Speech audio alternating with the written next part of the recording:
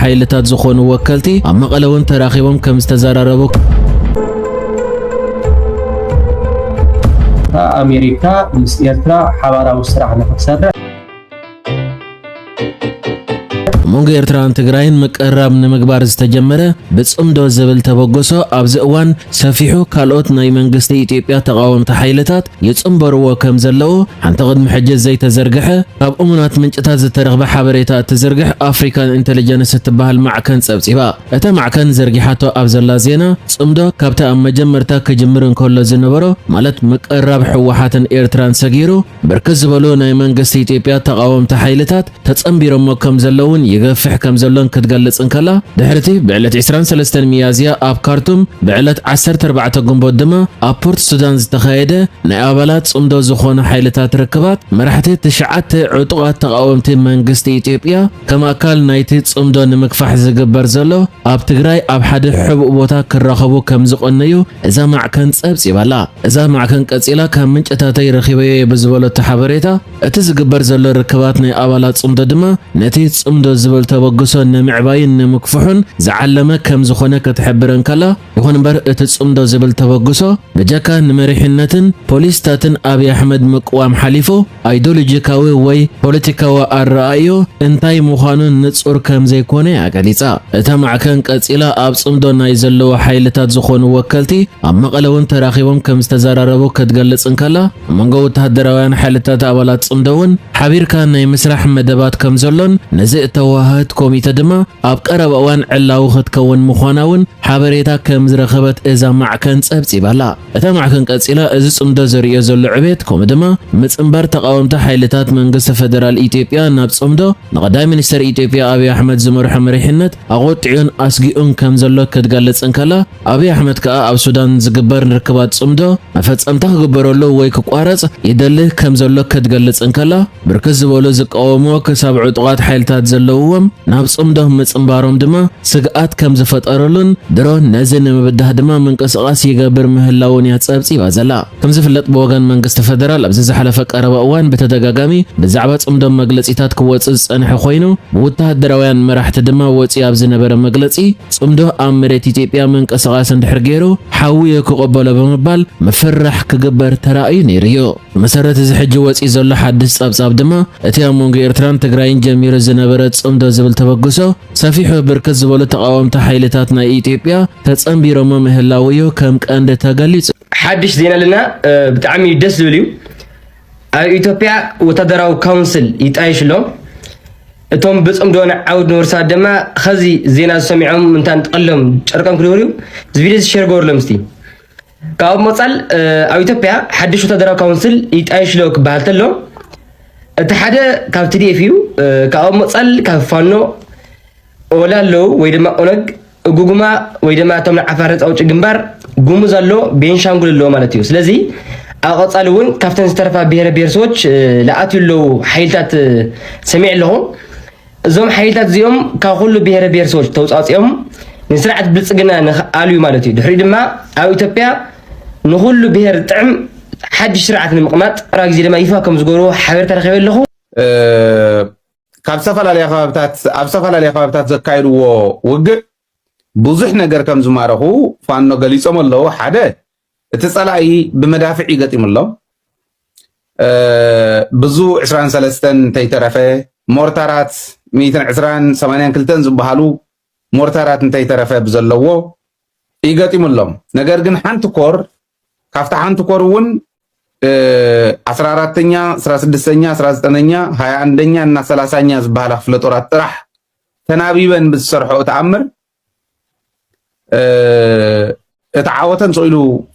ዝገርም ዓወት ከም ዝነበረ የርየና ንኣብነት 3 ድሽቃ 4 ብሬን 3670 ናይ ብሬን ጥይት 2 ስናይፐር 122 كلاشن مالتي كوفن ناي تركن كلاشن 5720 ناي كلاشن طيت 3 مراخبت راديو 6600 ناي دشقات طيت 6600 فرا مالتيو 78 ناي ايد بومب 48 مرخات 236 موتات غيرو ማለት ኢማጂን ሕዚ 10 ሰብ ሞይቶም ወይ 5 ሰብ ሞይቶም ክበሃል ከለው ሓደ ከባቢ ኣብ ዝኾነ ይኹን ከባቢ ሰብ ይግረሚ 5 ዝኣኽሩ ሞይቶም ይብል 236 እዚሁ ኣብ 20 ጉንበት ዝተፈጸመ ጥራሕ ይብለኩም ዘሎ 236 ሰራዊት ጸላይ ተደምሲሲ 48 ከዓ ተማሪኾም እዮም ኣብ ትግራይ ተዝኾን ግልባጥ ይኾን ነይሩ ያው ብዝኾነ ኮይኑ ንምንታይ ይኹን ዘለኹ ትግራይ ከመይ ከም ትሕዝ ናይ ምሮኽ ስለዝገርመኒ ብዝኾነ 236 ሙታትን 48 ቁስላትን ምሩኻትን ገይርዎም ኣሎ ቁስል ዝበሃል ኣብቲ ሪፖርት ኣብቲ ተሰደዱልና የለን ሕዚ ንምንታይ እዩ ክንዱዚ ዝኣክል ክሳራ ኣብ ሓንቲ ከባቢ ኣብ ናይ ወሎ ብሓንቲ ኮር ጥራሕ ዝተፈጸመ እየ ነጊረኩም ብሓንቲ ኮር ዝተፈጸመ ሕዚ ንምንታይ እዩ ከምኡ ኮይኑ ታክገብር ይመፅዩ ታክገብር ከይትውግእ ዝኽፈት ዘሎ ፋኖ ድዮም ባዕሎም ከፊቶሞ ወይስ ናይ ዓብይ ሰራዊት ባዕሉ ከፊትዎ ዘሎ ንዓና ዘለዎ ካብ ዘለዎ ረብሓ እውን ንርአዮ ማለት ውግእ ረብሓ የብሉን ግን እቲ ኩነት ተጋሩ ንምውዳእ ዝሰዶም ዘሎ በብመዓልቲ ዝምልምሎም ዘሎ ዘስልጥኖም ዘሎ ሰራዊት እዮም ተኣኪቦም መፅዮም ባይዘወይ ካብ ዝተፈላለየ ከባቢ እውን ረዳት መፅዮሞም እዮም ቶም ረዳት እውን ተይተረፈ እዮም ተሓምሽሾም ተበታቲኑ እዩ ሰራዊት ሕዚ ዋና ዕላማ ናይ ኣብይ ኣሕመድ ፋኖ ኣብ መላእ ኣምሓራ ካብ ኣፋፌት ኣዲስ ኣበባ ጀሚሩ መላእ ኣምሓራ ተቆፃፂሩ ኣብ ዘለሉ እዋን ንፋኖ ኢሉ ይመፅን ክመፅእ ከሎ ንትግራይ ኢሉ ይመፅእ የፋኖ እዳው ገብስነው ይዝብሎ ነይሩ ኣብ ፓርላማ ዝኣክል ከክንዲ ግዛዕ ዝኾን ናይ ዝብኢ ቆርበተን ጠልጢሎም ዝኸዱ ጥይት ከይወቕዓና ኢሎም ከምዚ ኢሎም ዝኸዱ ናይ ቀደም ብረት ሒዞም ዝቃለሱ እናበለ ይፀርፎም ነበረ ከም ትሰምዕዎ ዝነበርኩም ለዚ ፋኖ ታሪክ ሰሪሖም ኣለዉ ቁፅሪ ሓደ እቲ ሕዚ ዝሰማዕኹሞ ዘለዎ ፅዋር እውን ዘለዎ ሰራዊት እውን ሓምሽሾምሉ ኣለዉ ቁፅሪ 2 መረፃ ዝበሃል ኣብ መላእ ኣምሓራ ክካየደ ይኽእልን ዝብል አውጆም አለው መስራታችሁን ይሄን ሀገር ለማዳን አንድ ታክቲካል መፍትሄ ነው ብላችሁ የምታስቡ ሰዎች አሁን ከኤርትራ ጋር የተለያየ ግንኙነት የሚያደርጉትና ኢትዮጵያን ለማዳን ታክቲካዊ መፍትሄ ነው ብሎ የሚያስቡትን ሰዎች ለምን ተቃወሟላችሁ? እናንተ ከኤርትራ ጋር ስትተባበሩ ትክክል፣ ሌሎች ከኤርትራ መንግስት ጋር ስትተባበሩ ስህተት የሚሆነው ለምንድን ነው? ነገርኳ እሱን እኮ እኛ ያን ጊዜ ቲፒኤልኤፍ ተቃወም ነው ኢትዮጵያን ይገነጣጥላታል ብለው አሁን ብልጽግና ኢትዮጵያን ይገነጣጥላታል ብለው ከኤርትራ ጋር እነሱ ሊያምኑ ይችላሉ but we don't believe that because this is what your analysis is at that particular time አይደለም እኛ ቲፒኤልኤፍ ኢትዮጵያ አንድ ሆና እንዳትኖር ኦር የሱ ጥቅምና የሱ ፓወር የሱ ስልጣን የሚነካ ከሆነ ከዛ ይልቅ አገሪቱ ብትፈልግበትን በብሔር እንትኑ ትበት የብሔር ፖለቲካ ነው ከመጀመሪያ ጀምሮ ኢትዮጵያ የምትባል ነገር የለችም እኮ ብሎ እንትን ያደረገ ተቋም ነው። ይሄ ከህገ መንግስቱ ሲጻፍ ጀምሮ እኮ ኢትዮጵያ አይደለችም ብሔረሰቦች ናቸው ያሉት ብሎ የሚያምን በዛ የሚሄድ አደገኛ ስርዓት ነው። we know this ጅት ላይ ያንን እኮ እንትን ያደረግነው ለዛ ነው። ይሄ ሀገር አደገኛ ነው ያን ኤርትራን ለማስመለስ አይደለም ብናምንም ሶ አሁንም ቲፒኤልኤፍ ምን እያደረገ ነው ኦር ሻቢያ ምን እያደረገ ነው? የመጀመሪያው አናሊሲስ እኮ ሻቢያ ከማንም በላይ ቲፒኤልኤፍን ይጣላል የሚለው ኮሬክት እኮ ነው። ሻቢያ ቲፒኤልኤፍ አይ ሚን ዘይትና ውሃ ናቸው። ቲፒኤልኤፍ እና የአማራ ብሔርተኛ ምናቸውም የማይገናኙ አንዱ ላይ ጂኖሳይድ ፈጸመብኝ እያሉ የሚሉ ሰዎች ናቸው። አሁን ለጋራ እንትን ተሰብስበው ሲያረጉ ምን at the end of the day ምን ኦብጀክቲቭ አቺቭ ለማድረግ ነው ብትለኝ እነኚህ በአንድ ላይ ሆነው የሚገዙት ሀገር ሳይሆን ሁሉም የየራሳቸው በጣም ሰክሰስፉል ቢሆኑ ነው ማለት ሁሉም የየራሳቸው ሀገር ያላቸው አማራ የሚባልና የትግሬ የሚባልና የኦሮሞ የሚባል እንትን ተፈጥሮ ሀገሪቱ ተበታትና እንድትሄድ ይፈልጉ ካልሆነ በቀር በምንም አይነት በዛ አንድ ሀገር እንፈጥራለን ብለው ያስባሉ። ወጸሎ አገዳስ ሓበሬታ እዩ ኣብ ኣፍሪካ ቢዝነስ ከይኩም ኣብኡ ከተንብቦ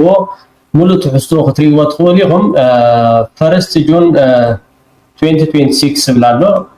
እንታይ እዩ እቲ ኣሜሪካ ምስ ኤርትራ ዝምድና ንምምሕያሽ ትገብሮ ዘላ ፃዕሪ ኪኖቲ ኣብ ቀይሕ ባሕሪ ምዝ ተፈጢሩ ዘሎ ናይ ኢራን ኣብ ቀይሕ ባሕሪ ከመይ ጌራ ምስ ኤርትራ ዝምድና ንምምሕያሽ ዝብል ዝዓለመ ኮይኑ ካብኡ ከዓ ዝሓለፈ ማለት እዩ መንግስቲ ኣሜሪካ ብዛዕባ እቲ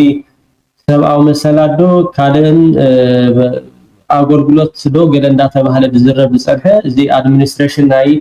ዶናልድ ትራምፕ ብዛዕባ እዚ ኣገዳስነት ወይ ከዓ ተገዳስነት የብሉን። እንታይ ደኣ እቲ ቀንዲ ኣብቲ ከርብሖ ዝኽእል መዳይ ብሕልፊ ንኤርትራ ከዓ ቀንዲ እቲ ዕደና ዝበሃል ማለት እዩ ሓደ ካብ ቅድሚ ሕጂ ኣብ ኤምባሲ ናይ ኣሜሪካ ኣብ ኤርትራ ዝሰርሕ ዝነበረ ዝወፅእ ሓበሬታ እዩ። እዚ ሓበሬታ እዚ ከዓ ብሕልፊ ኤርትራ ቅድሚ ሕጂ እውን ኣብቲ ናይ ቤልጅየም ነተን 14 ክፍለ ሃገር ዝበሃላ ዝነበራ ንኤርትራ ብሓይሊ ሓዊስካ ትሕቲ ኢትዮጵያ ምስ ተገብረ ፀብፃብ ዝወፀ ነይሩ። እቲ ዝበዝሐ ማዕድን ዘለዎን ካብተን 14 ክፍለ ሃገር ተባሂለን እየን ፅዋዕ ነይረን ፅሑፍ እውን ኣሎ። እቲ ዝበዝሐ ማዕድን ዘለዎ ኤርትራ እዩ። ኣብዚ ጉዳይ እዚ ከዓ ኣሜሪካ ምስ ኤርትራ ሓባራዊ ስራሕ ንክትሰርሕ ድልውቲ ምዃና ብሕልፊ እቲ ወርቂ፣ ፖታሽ ከምኡውን ኮፐር፣ ዚንጊ፣ ኣሉሚንዮም ብብዝሒ ኣብ ኤርትራ ከም ዘሎ ኣብዚ ጉዳይ እዚ ከዓ ምስ መንግስቲ ኤርትራ ክትሰርሕ ድሌት ከም ዘለዋ ዝገልጽ እዩ። ካብዚ ብዝብገስ ማለት እዩ እዚ ዝቐነየ ናይ ሳንክሽን ምልዓድ ዝብል ኣብ ቀይሕ ባሕሪ ኪንኡ ዝሓለፈ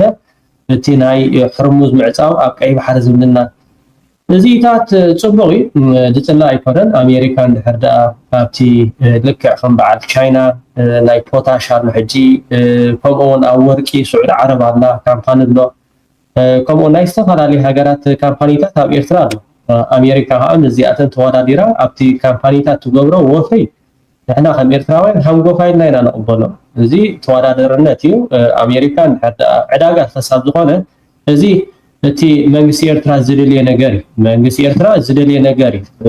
እንድሕር ደኣ ወፍሪ እንድሕር ደኣ ኣብቲ መንግስቲ ኤርትራ ሓንፂፅዎ ዘሎ ኣብኡ ተዓዊቶም ብጨረታ ወይ ከዓ በቲ ናቶም ዘለዎም ዓቕምን ክእለትን ክገብርዎ ዝኽእሉ ነገር እንድሕር ደኣ ሃልዩ ኮይኑ መንግስቲ ኤርትራ ኣብዚ ዓይኑ ይሓሲን እዩ። እሱ ከዓ እቲ ሚቹዋል ዝበሃል ኣብዚ ሓባራዊ ዝኾነ ኣብ እንካን ሃባን ዝተመርኮሰ ቢዝነስ ሓቢርካ ምዕባይ ልክዕ ከምዚ ትህቦም ይህቡኻ ማለት እዩ። ከምዚ ኣብ ካልኦት ሃገራት ዝግበር ዝነበረ ንሳቶም ኩንታል ወርቂ ወስዱ ንዓኻ ከዓ ብማንካ ህቡኻ ማለት እዩ። እታ ንማንካ ከማን ነቶም ሓለፍቲ እየን ማለት እዩ። ኣብ ኤርትራ ግን ከምኡ ይሰርሕኒ ኣብ ኤርትራ ከምኡ ይሰርሕኒ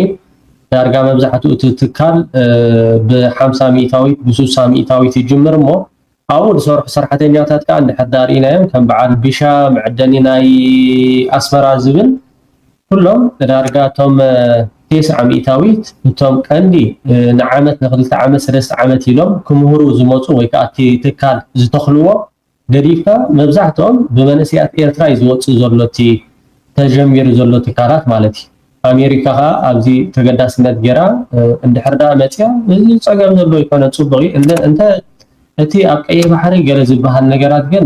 እቲ ጉዳይ ናይ ኢራንን ናይ ኣሜሪካን ናይ እስራኤልን ዘሎ ተሃዋሲ ኩነታት ከምቲ ክቡር ፕረዚደንት ኢሳያስ ኣፈወርቂ ዝበሎ ዝግ ድሕር ዋንጫ ማለት እዩ መዕዛቢት ዝበለፀ ነገር እሞ ኣብዚ ጉዳይ እዚ ከዓ ተዘይተሃወኽና ፅቡቅ ከይስማዓኒ እንተዚ ናይ ማዕድን ምስ ኤርትራ ሓባራዊ ስራሕ ክንሰርሕ ኢና ኢሎም ኣውፅኦሞ ዘሎ ግን ፅቡቅ እዩ ኣይፅላኒ ብጣዕሚ ካብቲ መርገፅ ናይ መንግስቲ ኤርትራ ዳጫትን እንዳቁማርን ንምንታይ ይዕፆ ካብ ደቅና ጀሚሮም እሲ ኣባላሽዎም ደሎ ጫት ቅሒሞም ዝተፈላለየ ክመፁ ከለው ደቅና እኮ ኣዲኦም ምዃኖም ኣይፈልጡናን ናብ ምውቃዕና ምቅታል እዮም ዝኣትው ደለው ንምንታይ እቲ መንግስቲ በዚ ዝጥቀም እንዳጫት ዝጥቀመሉ መንገዲስ እንታይ እዩ እሱ ደይዕፆ ካብ ኩነታት ጀሚሩ ኣነ ብስተሳተፍኮ ኣኼባ ይዛረብ ነይረ ምክንያቱ ስለ ዝፀልወኒ مناسي سلازلوني بزي سرح إيدهم طويهم أو سلازوعل ولا نبرت وين دشيت عمر زلمرة زي أساي قدفني ولا تمقتل تزبز حدا اللوين السيو صلاح كوي تقملنا ليو كاودي سوا كوي مزل خا مقلد تتخيلو تيجات نمنت أيو نقدر فقط النهابكا ندا عمر دخفت زي نتحبابر كلنا خوينا تحبابرنا إذا تكالزي يتعز يزبل زالوا ما أنت غيركم مار لهم حزر أنا يمناسي دقنا يوم يحزن أبصراح وعلو نولدهم كتطوروا زتولدوا قلعت أبقبن كم زغيرنا بحلف قال سيت ولاديت تجنسي لهم كل رأي خلوا أنا نبعلي بتعمي حزن سلا زلون وين مناسي ودهم